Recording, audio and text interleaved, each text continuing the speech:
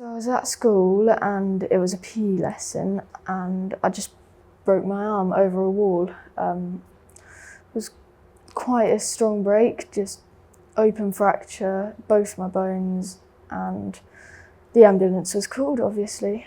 I was rushed into hospital, had a COVID test, which was all a bit blurry, and had an X-ray, which was quite painful actually.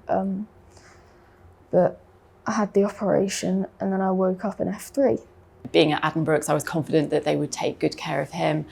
A number of doctors came to assess him, take the X-rays, and told me quite early on that he is likely that he would have needed surgery. He'd had his fracture repaired with a TENS nail in theatre, and we'd seen him for the 1 week follow-up, my consultant and myself, and of course I'm there to support the child and family, and sometimes I can pick up on different aspects of their care that the consultant may not find. There was some swelling and it was getting red and warm, like around here.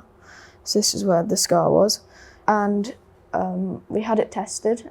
I had an MRI and it turned out there was an infection there.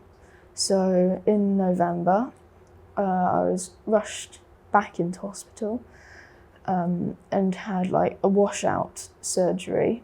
It was quite tough. I had 3 PICC lines and a lot of surgery, 5 surgeries and 7 MRIs or something. Because he had an open wound and an open infection, they're worse fractures.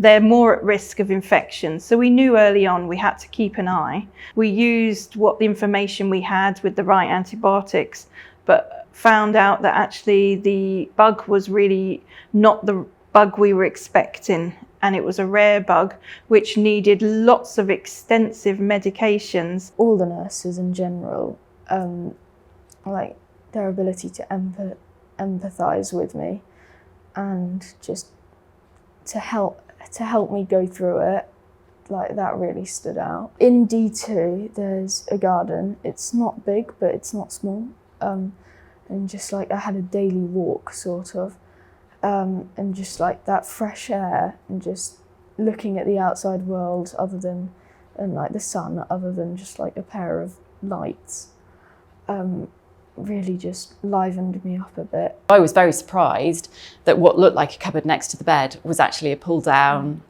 bed for the parent to stay in. And the parent rooms on the wards are, I would say, an absolute lifesaver for the parents. Actually having a separate space to just kind of have a breather away from the bedside. Yeah, that was an amazing facility to have.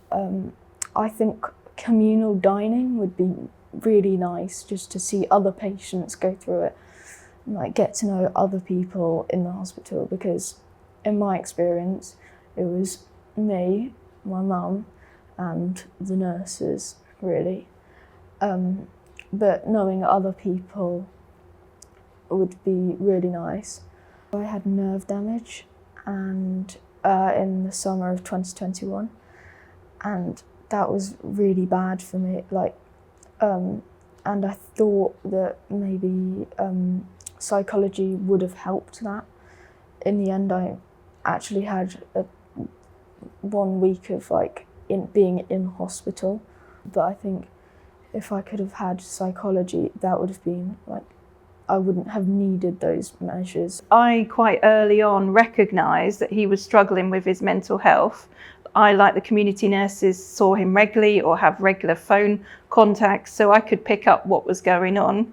And I tried to get him psychology help early from our hospital, and there wasn't the service. And I think it's really apparent that if a child's mental health is not right, then it will affect their physical health and it may delay their recovery, which actually then may make their life worse and cost more money. So I think it's short-sighted that we aren't providing this. I think that's my biggest headline: psychology for all children, really. And I think he's had great care from all health professionals here at Addenbrooke's.